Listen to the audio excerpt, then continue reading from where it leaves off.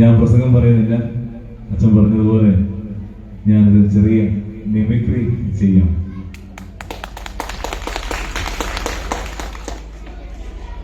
Mimicry ചെയ്തുകൊണ്ട് ഈ programme ചെയ്തല്ല അല്ലേ? എനിക്ക് അല്പം ഭയമുണ്ട്. ഇതുവരെ കുഴപ്പമില്ലായിരുന്നു. അച്ഛൻ എന്നെ ഇൻട്രോഡക്ഷൻ ചെയ്തപ്പോൾ എനിക്ക് അല്പം ഭയം തോന്നി. കാരണം അച്ഛൻ ഒന്നിനെ ഒരു അല്ലേ, അത് അങ്ങനെ വിചാരിക്കരുത്. ഞാൻ കോമഡി ഉത്സവത്തിൽ പോയത് എൻ്റെ മിമിക്രിയുടെ മഹാത്മ്യം കൊണ്ടല്ല, ഞാൻ ഈ വേഷമിട്ടിരിക്കുന്നത് കൊണ്ടാണ്.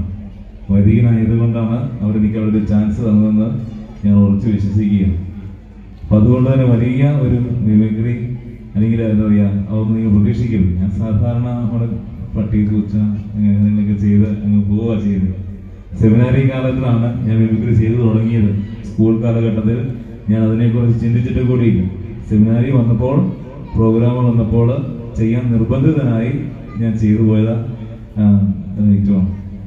അപ്പോൾ സെമിനാരി വന്ന ശേഷം മിമിക്രി ചെയ്തു എന്നുള്ളത്, അല്ലെങ്കിൽ ആ ഒരു കഴിവ് കണ്ടെത്തി എന്നുള്ളത് കൊണ്ട് തന്നെ സുവിശേഷ പ്രഘോഷണത്തിന് ദൈവം അനുവദിച്ചു തന്ന ഒരു കല ആണ് മിമിക്രി എന്ന് ഞാൻ കരുതുന്നു. അതുകൊണ്ട് ഇങ്ങനെയൊരു കഴിവ് നൽകിയ നല്ല ദൈവത്തിന് ഞാൻ മഹത്വം നൽകുന്നു. നിങ്ങൾ ഇഷ്ടപ്പെട്ടാൽ നിങ്ങൾ കൈയടിക്കുക. കൈകളും ദൈവത്തിന് മഹത്വം നൽകട്ടെ. ഞാൻ ഈ ഇടയ്ക്ക് സിനിമ കാണാൻ പോയി. സിനിമ കാണാൻ KCB പിള്ളേരോട് സിനിമ കാണാൻ പോയപ്പോൾ ആദ്യം പുകവലിയുടെ പരസ്യം കണ്ടപ്പോൾ ഞാൻ ഞെട്ടിപ്പോയി. കുറെ നാളുകൾക്ക് മുമ്പ് ഞാൻ കണ്ട ചില പരസ്യങ്ങൾ അവിടെ ഇല്ല, വേറെ പരസ്യമാണ്.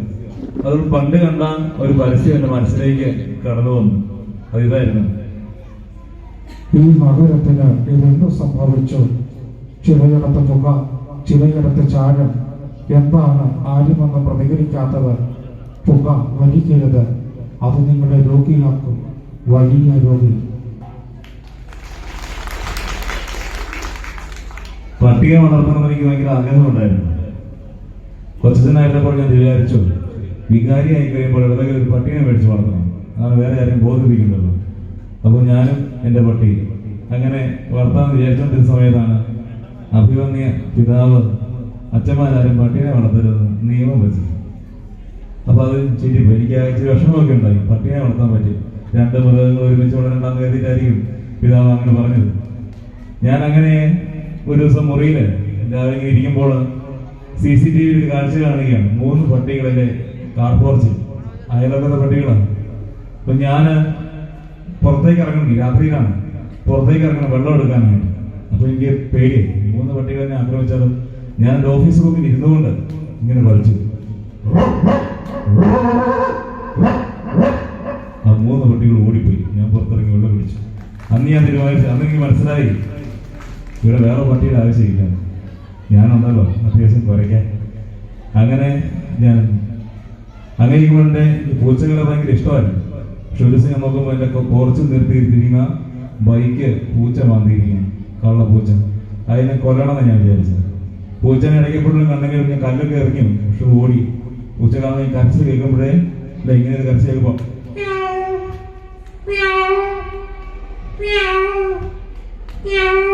ഇങ്ങനെ കരഞ്ഞു കേൾക്കുമ്പോഴേ ഞാൻ കല്ലുമായിട്ട് കുറെ ഓടും. ചിലപ്പോൾ രാത്രിയിൽ പൂച്ച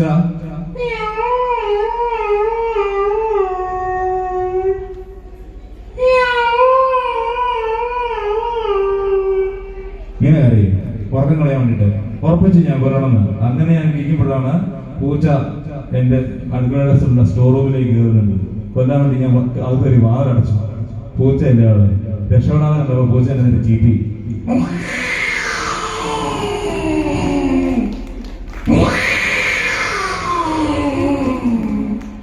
അന്ന് പൂച്ച മാന്തിയുടെ 3ാമത്തെ ഇഞ്ചക്ഷൻ ഇതുവരെ എടുത്തിട്ടില്ല. പിന്നെ വീണ്ടും ഞാനിങ്ങനെ പുറത്തേക്ക് പോയി. ഞാൻ സെമിനാരി പഠിക്കുന്ന സമയത്ത്, അതിന് മുമ്പ് സെമിനാരി പോകുന്നതിന് മുമ്പ് അപ്പനെ കുറച്ച് പശുവൊക്കെ ഉണ്ടായിരുന്നു.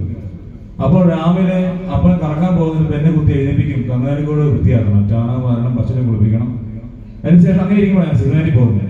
അങ്ങനെ സെമിനാരി കാലഘട്ടത്തിൽ ഭയങ്കരമായ ക്രൈസിസ്, എനിക്ക് പറ്റിയ പരിപാടിയല്ല, തിരിച്ചു പോയേക്കാം എന്ന് ഞാൻ ചിന്തിക്കുകയാണ്. അങ്ങനെ ചിന്തിച്ച് ഞാൻ പള്ളിയിൽ ഇങ്ങനെ ഇരിക്കുമ്പോൾ എന്റെ ചെവിയിൽ ഒരു ശബ്ദം കിട്ടും. തിരിച്ചു പോയാൽ ഈ കന്നാലിക്കൂടെ പശു ചാണകം. ഞാൻ പോകുന്നത് തീരുമാനിച്ചു. അങ്ങനെയാണ് ഞാൻ അവധിക്കാലത്ത് വീട്ടിലേക്ക് പോവുക ട്രെയിനാണ്. അത് ഞാൻ അങ്ങനെ റെയിൽവേ സ്റ്റേഷനിൽ ചെന്ന ട്രെയിനിൽ കയറുക. അപ്പൊ ഞാൻ റെയിൽവേ സ്റ്റേഷനിൽ ഇരിക്കുമ്പോൾ ട്രെയിൻ ഇങ്ങനെ വരിക.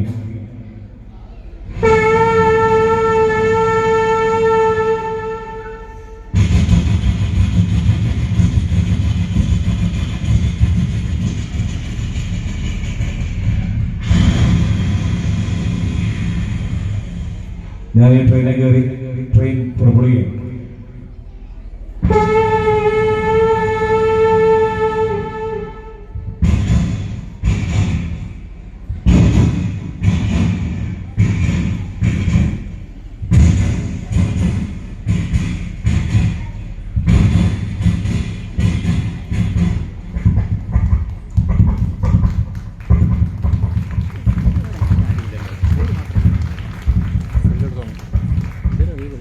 വീട്ടിൽ ചെന്നതിന്റെ പ്രധാന പണി ഞാൻ ചിലപ്പോൾ പ്ലാൻ ചെയ്യും. അപ്പനെ റബ്ബർ കൊണ്ടാൻ പോകുമ്പോൾ സഹായിക്കണം, അമ്മേനെ അടുക്കളയിൽ സഹായിക്കണം. പക്ഷെ വീട്ടിൽ ചെന്ന് കഴിയുമ്പോൾ ഞാൻ TV തുറന്നറിയിക്കും, പ്രത്യേകിച്ച് പണിയൊന്നുമില്ല. അപ്പോൾ ഞാൻ ഇങ്ങനെ TV തുറന്നിട്ട് പല ചാനലുകൾ ഇങ്ങനെ മാറി മാറി മാറി മാറി നോക്കുമ്പോൾ ഞാൻ കണ്ടുമുട്ടിയ ചില കഥാപാത്രങ്ങളെ സംഭവം അനുകരിക്കാൻ ശ്രമിക്കുക. ആദ്യമായിട്ട് ജനാർദ്ദനൻ. നീ പൊന്നപ്പനല്ലടാ, നീ തങ്കപ്പനാ തങ്കപ്പൻ. എടാ എടുത്തോ അടിച്ചൊടിക്കലാവന്റെ കാല്. അമർ അക്ബർ ആന്റോണി സിനിമ കണ്ടായിരിക്കും അല്ലെ? അതിനകത്ത് പൃഥ്വിരാജിന്റെ അപ്പനായിട്ട് അഭിനയിക്കുന്ന ഒരു പല്ലില്ലാത്ത അപ്പുണ്ട്, ശശി കലിംഗ. അദ്ദേഹം ആശുപത്രിയിൽ ഇങ്ങനെ അഡ്മിറ്റ് ആയിട്ട് കിടക്കുന്ന സമയത്ത് ഇന്ദ്രജിത്തിൽ കുപ്പായം കൊണ്ടേ കൊടുക്കും. അപ്പൊ അദ്ദേഹം ഒരു പരാതി പറയും,